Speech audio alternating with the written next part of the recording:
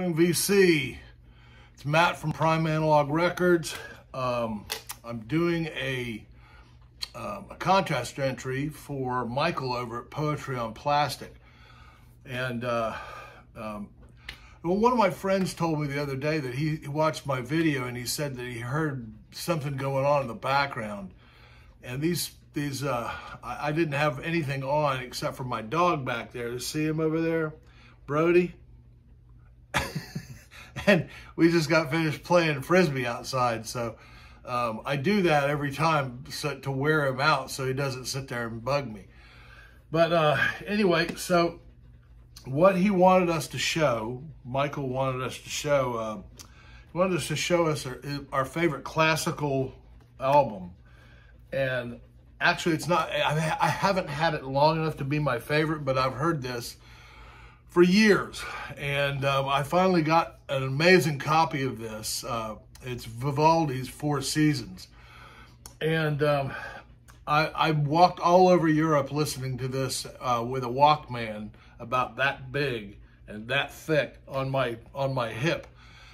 And it looked like Batman and his utility belt.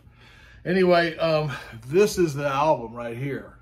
And it's an old RCA Victor. Isn't that amazing? This thing is in spotless shape. It's absolutely beautiful. The sound is beautiful. It's everything you could ever want in a classical piece. And there's lots of oboe in there too. You can clearly hear that. I was not classically trained, but I was trained on upright bass. I don't know if I've said this before, but I play electric bass.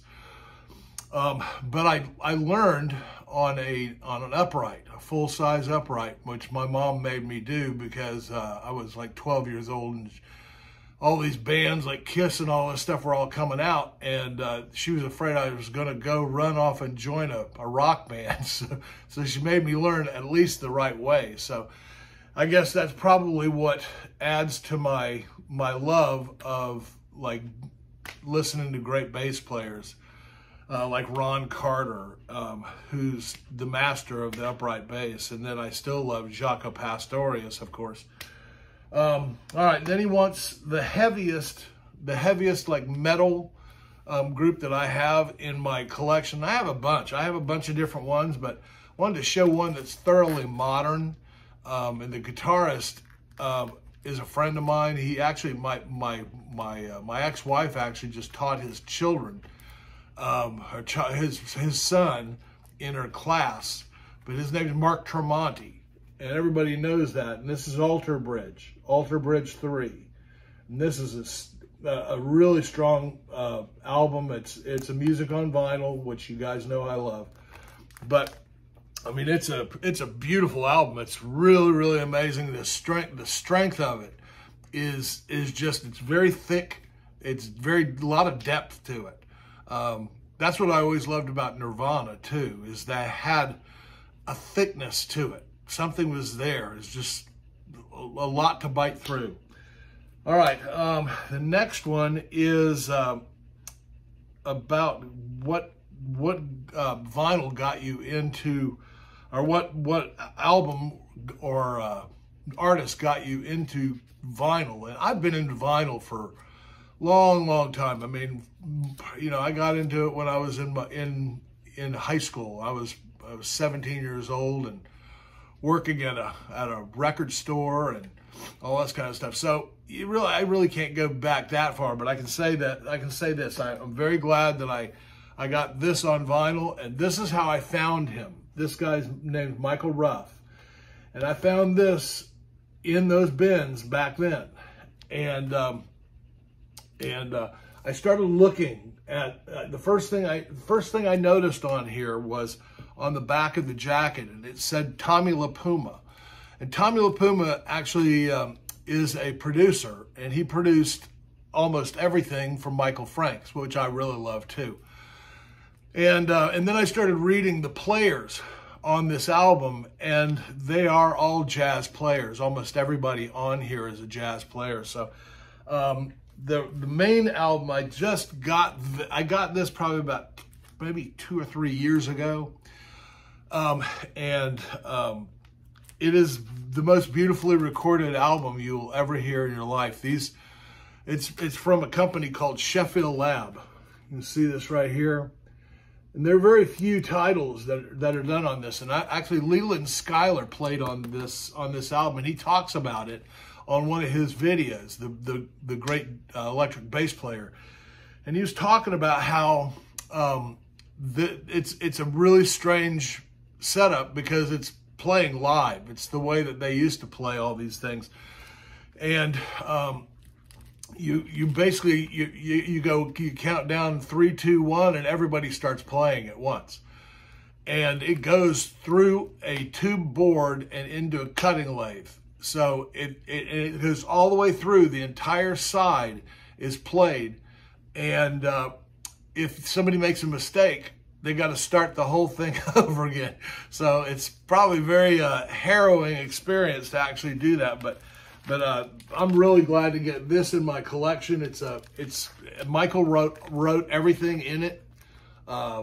It's called Speaking in Melodies, and this truly is an audiophile piece.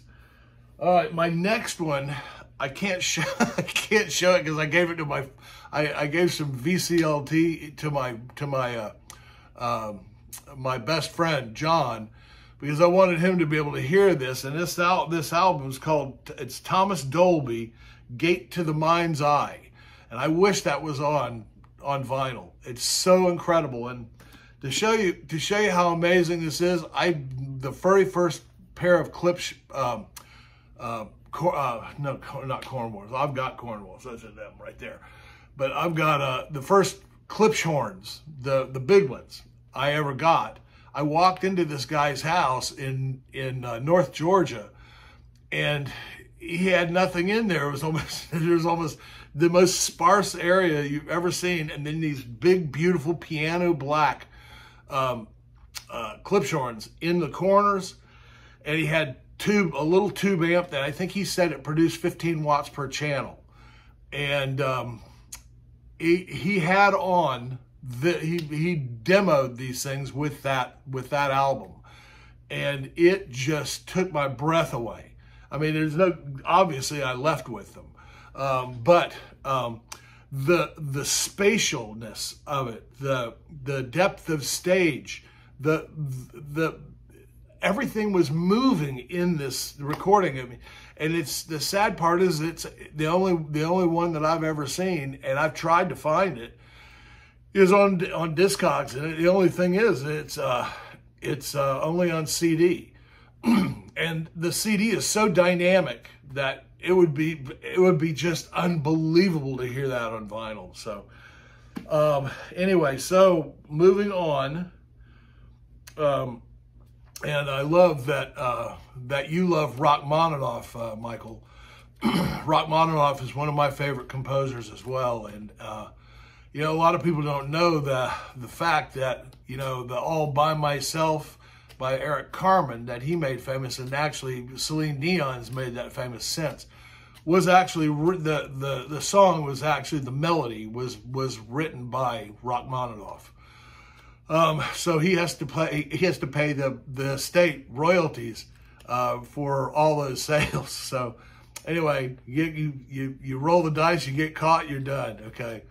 So anyway, Michael wanted us to either demo gear that he had showed or something like that, and just give him some kind of a background on, you know, what I thought of this or whatever. I'll tell you, I mean, it's like, you know, what you showed on one video, it's the VC5 Project. That's another vacuum machine, and those things suck. I mean, I've recently got, and I just put up a video the other day on this ultrasonic cleaner. If you want to get your stuff clean, and I mean clean, and I mean a clean that has probably never been on the record since it was manufactured, and even after that, when it was sleeved and put and sent it's still not as clean, because I've cleaned many, many records now. I've cleaned 500 records and many brand new records, and there's still schmutz in the bottom of the pan every single time. I mean, it's amazing. So if you really want to deep clean some records, I've got a detailed thing about what I bought and how much it was. And you said it was like $500 or $400. I got this for under $200. So, you know, there's just no way to beat that. And it's, you know, I put the link and all the information in my description on and actually showed you how to use this machine. But it's far better than any of these vacuum machines that I've ever seen. I know which one you had before, which was the Record Doctor, which is, that's a real scam there. And it's like, and they don't last because, you know, where's that water going? It's, you know, from the suction. Same thing with the Nitty Gritty. The same thing with those Nitty Gritties, that it's like they're always wood rotted underneath if you buy a used one. So you got to get a brand new one, and they're charging ludicrous prices for those.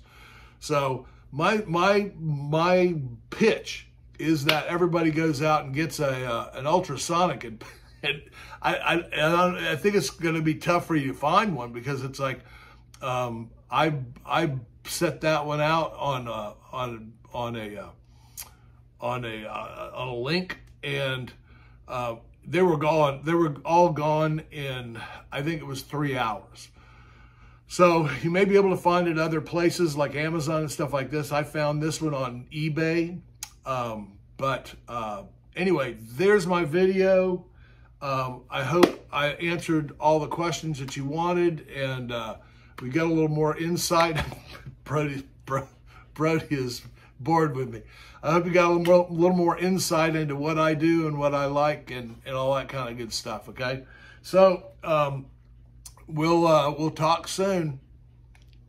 Also, Michael, you gave me some good advice for getting some cables, because I told you I had some issues with my corn walls, and you said that it'll probably straighten it out. And I'm just saving up some money, because I didn't realize they're going to be $500. I think for the length that I need, it's like almost $600. So I'm going to be saving for a little bit for that. So anyway, I just wanted to touch base with you and let you know that I did take heed on your advice. So